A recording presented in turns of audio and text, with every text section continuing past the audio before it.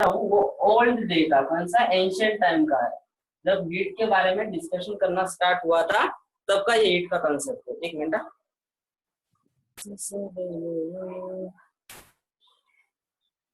Old day जूने time पे heat के बारे में लोगों को क्या ख्याल थे। तो भाई जो साइंटिस्ट थे जिन्होंने हीट के बारे में पढ़ना शुरू किया, तो उन्होंने क्या देखा कि हीट एक तरह से फ्लो हो रहा है। उन्होंने क्या देखा, हीट फ्लो हो रहा है। बस तभी उनको इतना पता था कि लिक्विड जो होता है, जो फ्लूइड होता है, वो फ्लो हो सकता है। अब फ्लूइड में क्या क्या होता है, एयर होता है और लिक्विड होता है, बराबर ना। फ्लूइड में दो चीजें होती है, एक तो एयर और लिक्विड। फ्लूइड एक ऐसी चीज है जो फ्लो कर सकती है ऑटोमेटिकली। उसी तरह से उन्होंने देखा कि जो एक फ्लूइड है वो फ्लो कर सकता है। तो उन्होंने क्या किया, हीट को एक फ्लूइड का नाम दे दिया और उस फ्लूइड का नाम दिया कैलोरिक फ्लूइड। अब ये कैलोरिक फ्लूइड होता क्या, तो ये कोई भी टी ले लो आप, जिसके अंदर टी है, एकदम गरम गरम टी अभी आपने निकाली हुई है और उसके अंदर टी के मॉलिक्यूल है। तो या उन्होंने नाम दे दिया, जो भी मॉलिक्यूल है, जो भी हॉट मॉलिक्यूल है, गर्म मॉलिक्यूल है, उनके पास एनर्जी है, उनको उन्होंने नाम दे दिया कैलोरिक फ्लूइड मॉलिक्यूल। और ये मॉलिक्यूल कैसे होते हैं, तो उन्होंने बोला कि ये मॉलिक्यूल सेल्फ रिपेलेंट होते हैं। कैसे होते हैं, सेल्फ रिपेलेंट, मतलब एक दूसरे से रिपेल करते हैं। जैसा कि ये कोई कैलोरिक मॉलिक्यूल है और ये कैलोरिक मॉलिक्यूल है। फिर से समझना, कैलोरिक मॉलिक्यूल मतलब हॉट मॉलिक्यूल, जिसके पास एनर्जी है, जिसके पास स्टोर की हुई एनर्जी है, ठीक है ना, हॉट मॉलिक्यूल। तो कैलोरिक मॉलिक्यूल क्या इनका कहना है, वो सेल्फ रिपेलेंट है, मतलब जैसे पास में आए एक दूसरे के रिपेल हो जाते हैं। अब ये रिपेल होके कहाँ जाते हैं, तो उन्होंने बताया कि ये रिपेल होके ऐसी जगह जाते हैं जहाँ पे कोल्ड है, जहाँ पे टेम्परेचर क्या है, एकदम लो टेम्परेचर है। कहाँ पे जाते हैं ये, towards low temperature. Self repel होके कहाँ जाते हैं, उन्होंने बताया टुवर्ड्स दी लो टेम्परेचर। ये तो हमें अभी भी पता है, लेकिन हीट को इस समय पे हम लोग मॉलिक्यूल कंसीडर नहीं करते। लेकिन उस समय में उनके पास कोई इतने ऑप्शन नहीं थे या इतने इंस्ट्रूमेंट नहीं थे कि हीट को पढ़ सके। तो उन्होंने एक ख्याली डेफिनेशन बनाई जिससे लोग सेटिस्फाई हो सके। तो उन्होंने बोला कि जो कैलोरिक मॉलिक्यूल है वो क्या, सेल्फ रिपेलेंट है और वो हॉट बॉडी से कहाँ मूव करते हैं, टुवर्ड्स द लो टेम्परेचर या कोल्ड बॉडी के तरफ। समझ में आ गया, ये तभी का उनका एक तरह का अजम्पशन था हीट के बारे में। After repulsion moves towards cold body. तो ये कहानी की तरफ ढांचा बना दिया है, कई क्वेश्चन नहीं पूछे जाएंगे, बस ये आपके सेल्फ अंडरस्टैंडिंग के लिए कंसेप्ट था, ठीक है ना। आपके टेक्स्ट बुक में भी नहीं है, इसका स्क्रीनशॉट ले लो और जिसके बीच में से आवाज आ रही है उसको म्यूट कर लो प्लीज।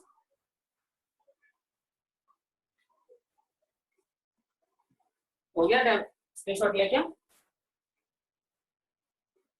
हाँ सर ले लिया। ए बाकी लोग अपना वीडियो चालू करो। अभी अभी जो वीडियो चालू नहीं कर रहे ना, उनको 5 मिनट के बाद हटा देना। जिनका वीडियो चालू नहीं दिखे आपको, उनको निकाल देना, रिमूव कर लेगा, ठीक है ना। हाँ विपुल, लीना, कार्तिक और धवल, तेरा वीडियो चालू है या नहीं? ओके, अब देखो ये जो ओल्ड, देखो ये जो नाम दे रहा हूँ मैं, modern day heat, old day heat, ये आपकी बुक में नहीं लिखा हुआ मॉडर्न डे, ये मैं आपके अंडरस्टैंडिंग के लिए लिख रहा हूँ। आपके बुक में जो टॉपिक का नाम है वो है हीट, सिर्फ कितना लिखा हुआ, हीट। लेकिन ये थोड़ा पढ़ने में इंटरेस्ट लगे, आपको कहानी की तरह याद रहे हर चीजें, इसके लिए मैं लिख रहा हूँ यहाँ पे मॉडर्न डे हीट, जो आज हम लोग पढ़ते हैं। तो हीट क्या है, आज के हिसाब से हीट क्या है, तो ये बहुत इंपॉर्टेंट डेफिनेशन बता रहा हूँ मैं। हीट होती क्या है, तो it is way of transfer of energy. ये मैंने अपने तरफ से लिखा। क्या हीट क्या होती है, it is a way of transfer of energy. आप हीट को, हम लोग नॉर्मली हीट को क्या बोलते हैं, it is a form of energy, बराबर ना, ऐसा बोलते हैं। देखो हीट, आप एक एनर्जी नहीं बोल सकते कि भाई एक हीट एनर्जी है किसी बॉडी के अंदर और मैं मेजर कर सकता हूँ, हीट को मेजर नहीं कर सकते। हीट का फंक्शन या हीट को तभी इज्जत मिलेगी जब वो फ्लो होगी। अगर आप बोल रहे हो कि इस कप के अंदर इतनी हीट है, तो नहीं, ये सब ये बनता ही नहीं। ये जो सेंटेंस मैंने बोला कि इस कॉफी के कप के अंदर इतनी हीट है, ये सेंटेंस ही नहीं बनता है। बोल सकते हैं कि इस कॉफी का इतना टेम्परेचर है, ये चलेगा। हीट को कब बोलोगे, हीट के बारे में कब बात करोगे, जब हीट फ्लो कर रही है एक पार्ट से दूसरे पार्ट में, जब फ्लो कर रही है तभी हीट के बारे में आप बात कर सकते हो, ठीक है ना। तो हीट क्या है, एक तरह से it is way of transfer of energy. क्या है, it is the way of transfer of energy. ये एक एनर्जी को एक पोजीशन से दूसरे पोजीशन पे ट्रांसफर करने का एक तरीका है। ये नंबर 1 डेफिनेशन है या नंबर 1 मीनिंग है इसका हीट का। अगर ये आपको कंसेप्ट समझ में आ गया हीट के बारे में तो कभी दिक्कत नहीं आएगी। क्या हीट है? एक तरह से एनर्जी को ट्रांसफर करने का तरीका। क्लियर? हीट कैसे फ्लो होती है, कहां से कहां फ्लो होती है? जिस तरीके से हम लोग बोलते हैं कि पानी पानी कहां से कहां फ्लो होता है, जब जहां पे ज्यादा हाइट है कम हाइट के तरफ। समझो ये हमारा बैंक है या कोई भी एक पार्ट है, तो पानी यहाँ से, ये वाटर मॉलिक्यूल समझो यहाँ से नीचे की तरफ ट्रेवल होंगे, ना कि नीचे से ऊपर की तरफ। तो हाई हाइट से लो हाइट की तरफ ट्रेवल हो रहे हैं, बराबर। उसी तरह से हीट ट्रेवल होती है। Heat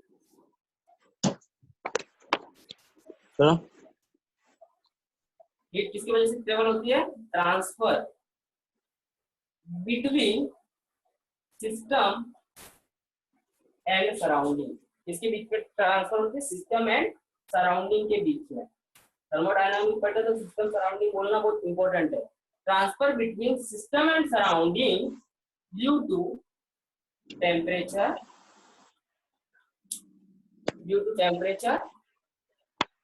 difference. इसके बीच में ट्रेवल होती है, travel between system and surrounding due to temperature difference. ये आपको समझ में आ गया होगा। Heat transfer, heat transfer, heat flow from high temperature, ये 10 बार बता चुके हम लोग, high temperature to low temperature. बस इतना डेफिनेशन काफी है, high temperature to low temperature. इससे ज्यादा हीट के बारे में जानकारी अभी हमारे लिए जरूरत नहीं है। क्या है? It is a way of transfer of energy. एक एनर्जी को ट्रांसफर करने का तरीका है। Transfer between system and surrounding किसके वजह से ट्रांसफर होती है? Due to temperature difference and heat flow from high temperature to low temperature. Clear है हीट के बारे में इतना? तो चलो अभी मैं कंडीशन देता हूँ कुछ आपको। ओके, ये आपका सिस्टम है, कोई भी मैं सिस्टम कंसीडर कर रहा हूँ इस तरीके का। इसमें भी सिस्टम, तो 3 सिस्टम यहाँ पर बना रहा हूँ अलग अलग तरीके के। ओके, ये सिस्टम है आपका, ये भी सिस्टम है और ये भी सिस्टम है। ओके, तो system is denoted by SY, SY से डिनोट कर रहा हूँ यहाँ पे। और जो ये बाजू का जो भी है उसको मैं नाम दे रहा हूँ सराउंडिंग। जो भी बाजू का आपको दिख रहा है उसको नाम दे रहा हूँ मैं सराउंडिंग। क्या नाम दे रहा हूँ? सराउंडिंग। या आप बोल सकते हो इन्वायरमेंट। क्या बोल सकते हो? सराउंडिंग या इन्वायरमेंट। Is it clear? अब हमारे मेरे पास Q amount of heat available है। कितनी amount of? Q amount of heat available है ना? Q amount of heat available है। और ये जो हीट है वो सराउंडिंग से सिस्टम के अंदर जाती है। यहाँ पे तो वो हीट कहाँ से कहाँ जा रही है? सराउंडिंग से या इन्वायरमेंट से कहाँ पे जा रही है? सिस्टम के अंदर। यहाँ पे ये क्यू अमाउंट ऑफ हीट जा रही है सराउंड सिस्टम से सराउंडिंग के पास, और यहाँ पे आपको म्यूट करो ना। Q is equal to 0 amount of heat pass हो रही है। कितनी हीट पास हो रही है? थर्ड वाले में 0 अमाउंट ऑफ हीट। यहाँ पे देखो Q amount of heat system के अंदर एंटर कर रही है, यहाँ पे Q amount of heat system से बाहर जा रही है इन्वायरमेंट की तरफ, और यहाँ पे Q इज इक्वल टू 0, मतलब हीट कितना है? 0। अमाउंट ऑफ हीट कहाँ जा रही है? किधर भी नहीं जा रही, मतलब यहाँ बोलो अंदर जा रही है 0 जा रही है, बाहर जा रही है। कितनी हीट जा रही है? 0। मतलब हीट का वैल्यू कितना है? कोई हीट फ्लो ही नहीं कर रही दोनों के बीच में। समझ में आ गया थर्ड पार्ट? चलो, अब सराउंडिंग से जब हीट सिस्टम के अंदर जा रही है तो मैं यहाँ पे टेम्परेचर ऑफ सराउंडिंग डिनोट कर रहा हूँ TSU से, एंड टेम्परेचर ऑफ, नीचे लिखा ठीक है, इसके साथ में लिखना था मेरे को, इसके साथ में लिखना है temperature of surrounding denoted by TSU, ठीक है, and temperature of system denoted by TSY, ठीक है, TSU। हाँ, अब देखो सराउंडिंग से हीट सिस्टम के अंदर जा रही है, इसका मतलब कहाँ का टेम्परेचर ज्यादा है और कहाँ का कम होगा? देखो, heat flow from high temperature to low temperature, obviously surrounding का टेम्परेचर ज्यादा होगा as compare to system. So temperature of surrounding is greater than temperature of system. कौन से कंडीशन में? इस कंडीशन। बात समझ में आ गई? तो पहला कंसेप्ट आपका क्लियर है। अब दूसरा कंसेप्ट, सिस्टम से हीट जाएगी सराउंडिंग के पास में, तो heat flow from high temperature to low temperature. तो यहाँ पे किसका हाई टेम्परेचर होगा? ऑब्वियसली सिस्टम का। तो temperature of system is greater than temperature of surrounding. अब बताओ किसी को प्रॉब्लम नहीं आता? नहीं है। अब बात करते हैं Q is equal to zero. कितनी हीट फ्लो कर रही है? जीरो। ना ही हीट सिस्टम से सराउंडिंग में जा रही है, ना ही सराउंडिंग से सिस्टम में जा रही है। इसका मतलब यहाँ पे सिस्टम और सराउंडिंग के बीच का जो टेम्परेचर, उनके बीच में रिलेशन क्या होगा? Temperature of system is equal to temperature of surrounding. यहाँ से आपको क्या पता चला? जब दो बॉडी का, जब सिस्टम का और सराउंडिंग का टेम्परेचर बराबर हो जाए तो उनके बीच में जो हीट का फ्लो है वो क्या हो जाएगा? जीरो। वो क्या हो जाएगा? जीरो हो जाएगा। ये बात समझ में आ रही है? अभी मैं थोड़ा सा डिटेलिंग में जाता हूँ, अगला की बुक में नहीं है अपने। यहाँ पे देखो, ये मैंने एक वॉल लिया। कौन सा वॉल लिया? भी नहीं है यार। ये मैंने एक वॉल लिया, अडायबेटिक वॉल। कौन सा? अडायबेटिक। अभी अडायबेटिक वॉल का मतलब बताने की कोई जरूरत नहीं। कौन सी वॉल होती है? Non conducting. Very good. कौन सी वॉल होती है? Non conducting. जो ऐसी वॉल है जिसको दुनिया से कोई लेना देना नहीं है। अभी इस वॉल के अंदर जो मॉलिक्यूल है, उसका जो वॉल के अंदर जो गैस है उसका टेम्परेचर 200 है। उसका टेम्परेचर मतलब केल्विन में होता है ना, 200 केल्विन टेम्परेचर है। और बाहर में जो इन्वायरमेंट का टेम्परेचर है 28 केल्विन टेम्परेचर। ओके, और यार ये तो टेम्परेचर बहुत कम हो गया। हम डिग्री सेल्सियस में मिले, 100 डिग्री सेल्सियस है अंदर टेम्परेचर, और बाहर है 28 डिग्री सेल्सियस। अब मुझे बताओ कि कहां से कहां हीट फ्लो करेगी? सुमित तुम बताओ, तुम ही एक अनम्यूट हो, चलो बता दो। सर क्योंकि नहीं होएगी, हीट फ्लो ही नहीं होएगी। Very good. अभी यहाँ पे टेम्परेचर डिफरेंस तो है, जैसा मैंने कंसेप्ट बताया कि भाई टेम्परेचर डिफरेंस है तो हीट का फ्लो होना चाहिए। यहाँ पे भी टेम्परेचर डिफरेंस है, लेकिन यहाँ पे जो वॉल यूज किया हमने अडायबेटिक वॉल, वो इस सिस्टम को इस यूनिवर्स से क्या कर रहा है? आइसोलेट कर रहा है। हम लोग ने आइसोलेट सिस्टम में अडायबेटिक वॉल का यूज किया था। तो ये अडायबेटिक वॉल क्या कर रहा है? सिस्टम को आइसोलेट कर रहा है, और यहाँ पे हीट का कोई फ्लो नहीं हो रहा है। समझ में आ गया? तो यहाँ पे आप सोच सकते हो कि सर टेम्परेचर डिफरेंस है और हीट का फ्लो नहीं हो रहा है, डाउट आ सकता था। ये समझ लेना रीजन है उसके पीछे का डायबिटिक वॉल। ठीक है, स्क्रीनशॉट ले लो। किसी को डाउट हो?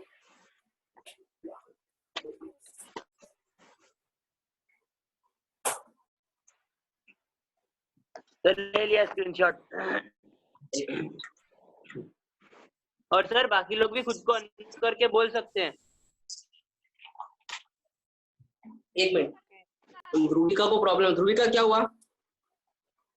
ध्रुविका ने मैसेज भेजा कि आवाज अटक रही है। सुमित सर वो ठीक है। अब इक्विलिब्रियम पढ़ते समय हम लोग नॉर्मल, अभी ध्यान जिस पे देना, आपका फोकस रखना वो है थर्मोडायनामिक इक्विलिब्रियम क्या होता है, उस पर ध्यान रखना है। एकदम बारीकी से इसको पढ़ेंगे, लेकिन थर्मोडायनामिक इक्विलिब्रियम पढ़ने से पहले कुछ थोड़े बहुत इक्विलिब्रियम जो फिजिक्स में होते हैं वो भी समझ लेते हैं क्या होता है। एक होता है मैकेनिकल इक्विलिब्रियम, मैकेनिकल इक्विलिब्रियम, इनके बारे में कम चर्चा करनी, ज्यादा नहीं हमारे को। एक होता है केमिकल इक्विलिब्रियम, जो आपने 11th में भर भर के पढ़ा होगा, केमिकल इक्विलिब्रियम। और एक हमको पढ़ना है थर्मोडायनामिक इक्विलिब्रियम, थर्मोडायनामिक इक्विलिब्रियम। ठीक है, देखो क्या क्या पढ़ना है? मैकेनिकल इक्विलिब्रियम, केमिकल इक्विलिब्रियम और थर्मोडायनामिक।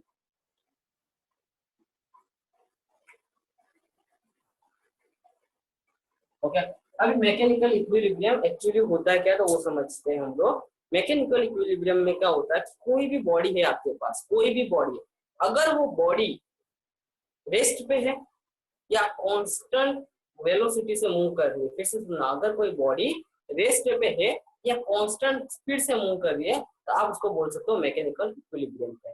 अब मैकेनिकल इक्विलिब्रियम का एक्चुअल मीनिंग में समझाता हूँ आपको, समझ लो कि मेरे पास ये कोई बॉडी सिस्टम है, ये ब्लॉक है, एंड यहाँ पे मैं फोर्स लगा रहा हूँ सब डायरेक्शन से। यहाँ पे मैं 20 न्यूटन का फोर्स लगा रहा हूँ, और यहाँ से मैं 10 न्यूटन का फोर्स लगा रहा हूँ।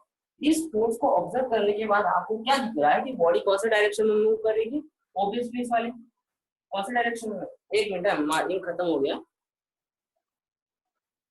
कौन सा डायरेक्शन में मूव करेगी, इस वाले डायरेक्शन में। उसका रीजन क्या है कि जब लोग हम लोग 20 में से 10 माइनस करेंगे, 20 माइनस 10, तो हमारे पास 10 न्यूटन फोर्स रिमेनिंग रहेगा और वो डायरेक्शन रहेगा ये वाला। समझ में आ रहा है कौन सा डायरेक्शन होगा, राइट वर्ड। क्लियर है। इसको हम लोग बोलेंगे अनइक्विलिब्रियम। ये इक्विलिब्रियम पे है क्या बॉडी, नहीं है, क्यों भी इस बॉडी पे फोर्स एग्जिस्ट कर रहा है। जब भी किसी भी बॉडी पे फोर्स एग्जिस्ट करता हो तो उसको हम लोग इक्विलिब्रियम नहीं बोलेंगे। बात समझ में आ रही है। जब भी किसी भी बॉडी पे फोर्स एग्जिस्ट करता हो तो उसको हम लोग इक्विलिब्रियम नहीं बोलेंगे। अभी यहाँ से मैं 10 न्यूटन फोर्स लगा रहा हूँ और यहाँ से भी 10 न्यूटन फोर्स लगा रहा हूँ। यहाँ पे देखो बॉडी पे नेट फोर्स कितना लग रहा है, 0। देखो net force F net acting on body 10 minus 10, कितना न्यूटन आ रहा है, 0 न्यूटन। मतलब बॉडी पे जब भी नेट फोर्स 0 लग रहा होगा ट्रांसलेशन सिस्टम में, ट्रांसलेशन मोशन में, उसको बोलेंगे हम लोग मैकेनिकल इक्विलिब्रियम। ओके, तो मैकेनिकल इक्विलिब्रियम का नॉर्मल फॉर्मूला क्या है, F net is equal to 0। और एक और फॉर्मूला बनता है acceleration of centre of mass is equal to 0। अगर बॉडी पे फोर्स एग्जिस्ट कर रहा है तो ऑब्वियसली एक्सेलरेशन होगा, तो एक्सेलरेशन 0 होगा तभी तो फोर्स 0 होगा ना। तो नेट फोर्स कितना लगना चाहिए बॉडी पे, 0। इसके लिए मैकेनिकल इक्विलिब्रियम है। एक्सेलरेशन ऑफ सेंटर ऑफ मास कितना होना चाहिए, 0 होना चाहिए। तो समझ में आ गया। और मैकेनिकल इक्विलिब्रियम में क्या है, torque acting on centre of mass must be 0। Torque भी सेंटर ऑफ मास पे कितना लगना चाहिए, 0। टॉर्क आपने 11 में पढ़ के रखा था, अच्छा है, नहीं पढ़ के रखा है तो अभी बस इतना समझ लो। टॉर्क एक ऐसा फिजिकल क्वांटिटी है जो बॉडी को रोटेशनल करने में काम करती है। जिस तरीके से अगर मेरे को इस बॉडी को लीनियर मोशन करवाना है, क्या करना है, इस बॉडी को मेरे को लीनियर मोशन करवाना है, तो मुझे क्या करना पड़ेगा, इस पे ऐसा फोर्स लगाना पड़ेगा। जैसे मैं फोर्स लगाऊंगा ये बॉडी लीनियर मोशन करेगी। अगर इस बॉडी को मुझे रोटेट करवाना है इस तरीके से, अगर इस बॉडी को मुझे क्या करना है, रोटेट करवाना है, तो मुझे क्या करना पड़ेगा, यहाँ पे फोर्स लगाना पड़ेगा। इस फोर्स की वजह से क्या होगी, ये बॉडी रोटेट करेगी। बात समझ में आ रहा है। इस फोर्स की वजह से ये बॉडी रोटेट कर रही है, उसको बोलते हैं टॉर्क। अगर किसी फोर्स के वजह से बॉडी ट्रांसलेशन मोशन कर रही है, लीनियर मोशन कर रही है, तो उसको बोलते हैं हम लोग फोर्स। टॉर्क बॉडी को रोटेट करवाता है और फोर्स बॉडी को क्या करवाता है, ट्रांसलेशन मोशन करवाता है। इतना टॉर्क के बारे में समझ लो, ठीक है। अगर बॉडी पे एक्सेल फोर्स 0 लग रहा है, acceleration of centre of mass 0 body का, torque of centre of mass 0, तो आप उस बॉडी को बोलेंगे body lies in mechanical equilibrium. बात समझ में आ गई। अब बात करेंगे केमिकल इक्विलिब्रियम की। एक मिनट सर, इनका कोई डेफिनेशन नहीं है? हाँ बोलो। इसका कोई परफेक्ट डेफिनेशन नहीं है क्या मैकेनिकल इक्विलिब्रियम का? हाँ, when net force acting on the body is equals to 0, body situated at mechanical equilibrium। बस मैंने बस छोटा सा फॉर्म में लिख लिया। ये जो वर्ड लिखा है इसमें बहुत गहराई है, समझ रहे हो ना आप। F net is equal to 0 का मतलब क्या है, when net force acting on the body is equal to 0, the body is situated in mechanical equilibrium। बस समझ में ये अभी न्यूटन्स लॉ ऑफ मोशन आपने जो 11 में पढ़ रखा है ना, ये वहां का कॉन्सेप्ट है यहाँ पे समझाने के लिए, ठीक है ना। जब बॉडी पे नेट फोर्स 0 होगा तो बॉडी होगी मैकेनिकल इक्विलिब्रियम में। अभी ये मत समझना मैकेनिकल इक्विलिब्रियम में बॉडी रेस्ट पे होगी, बॉडी मूव कर सकती है कांस्टेंट स्पीड के साथ में। समझ में आ रहा है, बॉडी मूव कर सकती है कांस्टेंट स्पीड के साथ में, लेकिन उस पर फोर्स नहीं लगना चाहिए कोई भी। जितना भी फोर्स लग रहा है सब एक दूसरे से कैंसिल हो जाना चाहिए। फॉर एग्जाम्पल अगर मेरे पास बॉडी है, हाँ देखो दिक्कत होगी, इतना टाइम नहीं है कि ये लेसन पढ़ोगी, लेकिन समझो जी यार, ये कोई बॉडी मेरे पास, यहाँ पे 10 न्यूटन फोर्स लग रहा है, यहाँ पे 10 न्यूटन फोर्स लग रहा है, यहाँ पे भी 10 न्यूटन फोर्स लग रहा है, यहाँ पे भी 10 न्यूटन फोर्स लग रहा है। मैकेनिकल इक्विलिब्रियम का मतलब ये नहीं कि बॉडी पे फोर्स नहीं लग रहा है, बॉडी पे फोर्स लग रहा है, लेकिन हर फोर्स क्या कर रहा है, एक दूसरे को कैंसिल आउट कर रहा है, दिख रहा है। तो एफ नेट जो टोटल नेट फोर्स होना चाहिए वो बॉडी पे कितना लग रहा है, 0। इस सिचुएशन में आप बोलोगे बॉडी कौन से इक्विलिब्रियम है, मैकेनिकल इक्विलिब्रियम। समझ में आया कंसेप्ट मैकेनिकल इक्विलिब्रियम का अच्छी तरह से। बॉडी पे फोर्स लग रहा है लेकिन हर फोर्स एक दूसरे को कैंसिल कर रहा है, उस सिस्टम को बोलेंगे, उस कंडीशन को बोलेंगे body in mechanical equilibrium. Clear है। एक मिनट यार, मेरे पास नहीं, मार्कर खत्म हो गया।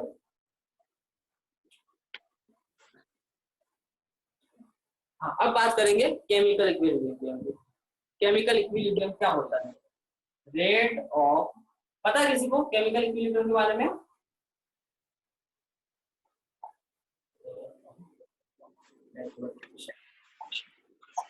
क्या होता है chemical equilibrium? Rate of forward reaction is equals to rate of backward reaction. मतलब जिस स्पीड से रिएक्शन, फॉर एग्जांपल मेरे पास एक नाम का प्रोडक्ट है और सॉरी इसको क्या बोलेंगे हम लोग, रिएक्टेंट। ये क्या हमारे पास रिएक्टेंट है और बी है हमारे पास प्रोडक्ट है। तो ये इक्विलिब्रियम का सिंबल है, आपको पता होना चाहिए केमिस्ट्री वालों को। तो ए हाँ प्रोडक्ट, ए रिएक्टेंट है और बी हमारे पास प्रोडक्ट है। जितने स्पीड की रेट ए की है, मतलब जितने स्पीड से ए टूट रहा है उतनी स्पीड से बी बन रहा है, उसी समय में बी टूट के ए बन रहा सेम स्पीड से। मतलब ए से बी बनने का जो तेजी है, जो स्पीड है, वो ही बी से ए बनने का स्पीड है। समझ में आ रहा है? इसका मतलब क्या हो गया कि जितना अमाउंट इसका उस समय में फिक्स हो गया है उतना अमाउंट इसका रहेगा। उस अमाउंट में कोई चेंज नहीं आने वाला। कौन से सिचुएशन में? मैकेनिकल इक्विलिब्रियम में। बात समझ, सॉरी केमिकल इक्विलिब्रियम में। जितना कॉन्सेंट्रेशन इसका है उतना ही कॉन्सेंट्रेशन इसका बन जाएगा। दोनों के कॉन्सेंट्रेशन में कोई चेंज नहीं आना चाहिए टाइम के हिसाब से, और ऐसी सिचुएशन को हम लोग बोलेंगे केमिकल इक्विलिब्रियम। ठीक है, तो एक कंसेप्ट और लिख लो, no change in concentration during with time in chemical equilibrium, during with time during chemical equilibrium. जब कोई भी सिचुएशन, वो भी केमिकल रिएक्शन केमिकल इक्विलिब्रियम पे है, तो उनके प्रोडक्ट और रिएक्टेंट के कॉन्सेंट्रेशन में टाइम के हिसाब से कोई चेंज नहीं होने वाला है। बात समझ में आ गया? केमिकल इक्विलिब्रियम का कंसेप्ट समझ गया क्या होता है? ठीक है, ये केमिकल इक्विलिब्रियम यहाँ पे। अब आते हैं हमारे आज के काम पे। अब थर्मल इक्विलिब्रियम होता क्या, जिसको सॉल्व करते हैं। थर्मल इक्विलिब्रियम देखो, आपके टेक्स्ट बुक के हिसाब से थर्मल इक्विलिब्रियम का मतलब इतना दिया हुआ है, किसी भी सिस्टम का टाइम के हिसाब से टेम्परेचर चेंज ना हो। क्या दिया हुआ है? तो किसी भी हिसाब से, किसी भी सिचुएशन में टाइम के हिसाब से अगर टेम्परेचर सिस्टम का चेंज नहीं हो रहा है, तो उस कंडीशन को बोलेंगे थर्मल इक्विलिब्रियम। फिर से सुनना, टाइम के हिसाब से। हाँ बोलो। थर्मोडायनेमिक इक्विलिब्रियम ना, आप थर्मल इक्विलिब्रियम बोल रहे हो। थर्मल इक्विलिब्रियम बोल रहा हूँ ऐसा मैं? एक मिनट हाँ हाँ, मैंने हेडिंग गलत डाल दिया। थर्मल इक्विलिब्रियम ही पढ़ रहे हम लोग, और यहाँ थर्मोडायनामिक लिख दिया, thermal equilibrium, mechanical chemical thermal equilibrium, sorry हाँ थर्मल इक्विलिब्रियम। थर्मल इक्विलिब्रियम का डेफिनेशन क्या है? उसका ये कहना है कि टाइम के हिसाब से सिस्टम के टेम्परेचर में कोई चेंज नहीं आना चाहिए। सिस्टम के टेम्परेचर में कोई चेंज नहीं आना चाहिए। ये है आपके टेक्स्ट बुक का डेफिनेशन। ठीक है, तो पहले हम लोग टेक्स्ट बुक का बारे में पढ़ लेते हैं, बाद में हम लोग थोड़ा डिटेलिंग में जाएंगे मेरे तरफ से। क्या लिखेंगे इसके बारे में? ड्यूरिंग थर्मल इक्विलिब्रियम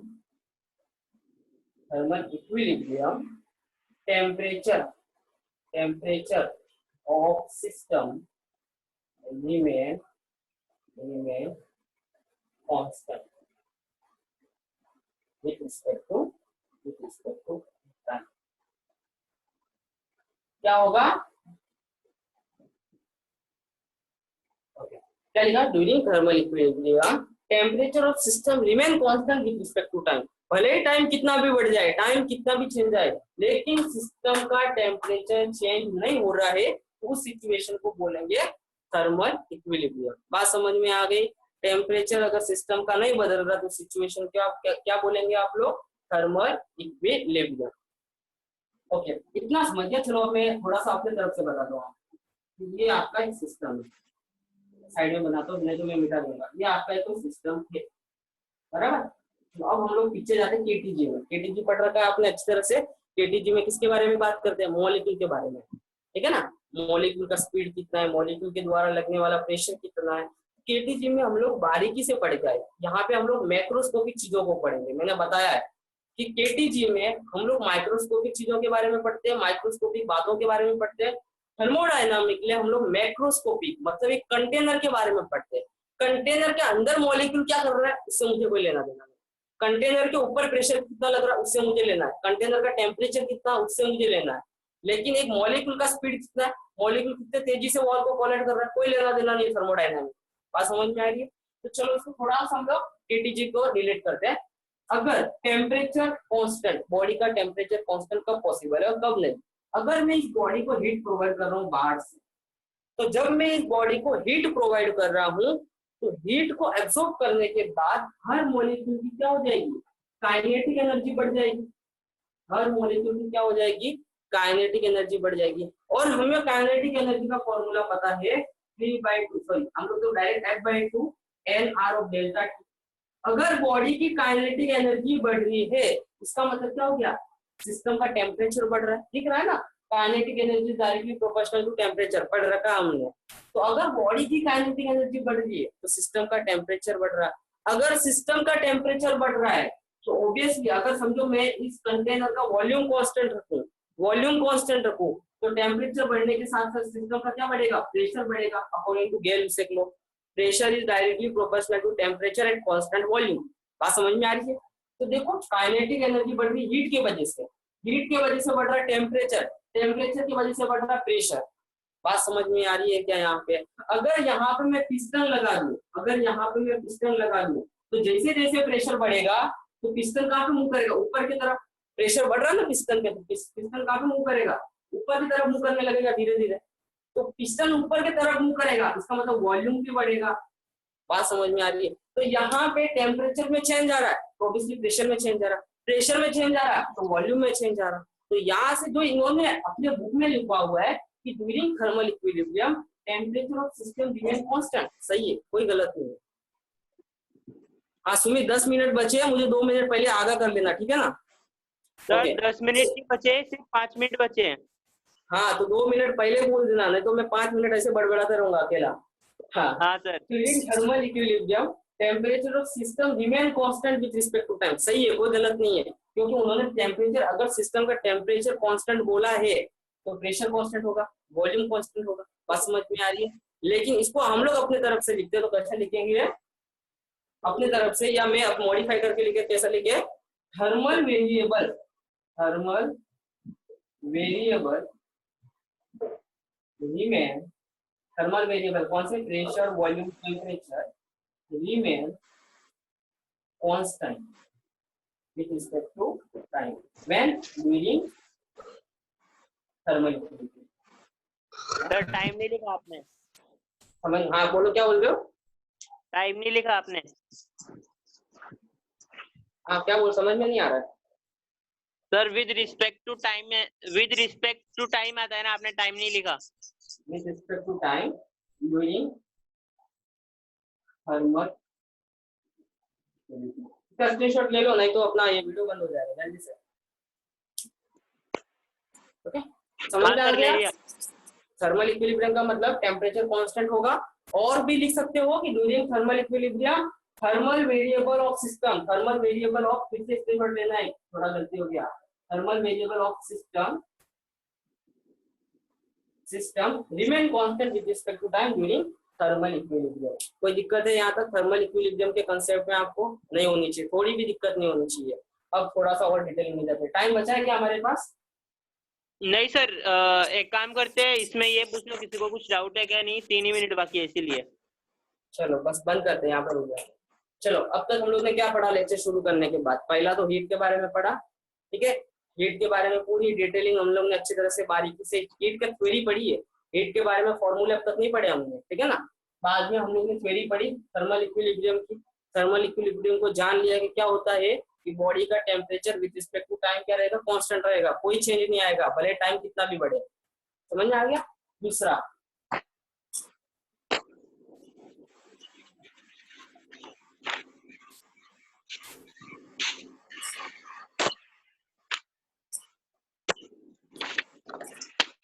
ओके, किसी को डाउट है क्या यहाँ पे।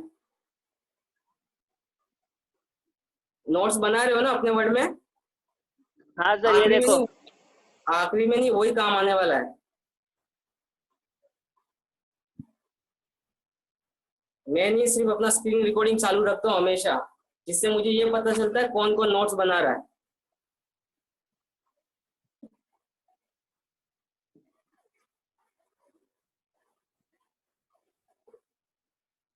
सर नेक्स्ट लेक्चर ज्वाइन करते हैं। एक मिनट करते हैं, इसका टाइम यूटिलाइज करना है। हाँ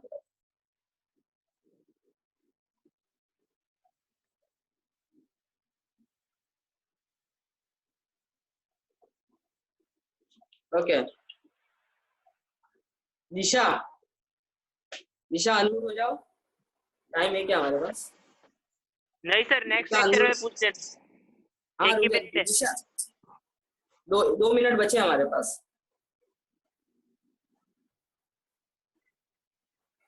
ठीक है सर, पूछ लो। दिशा आवाज आ रही है मेरी?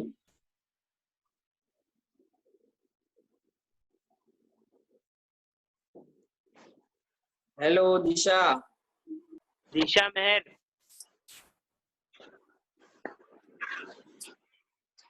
कितने, 2-3 दिशा है क्या इसमें?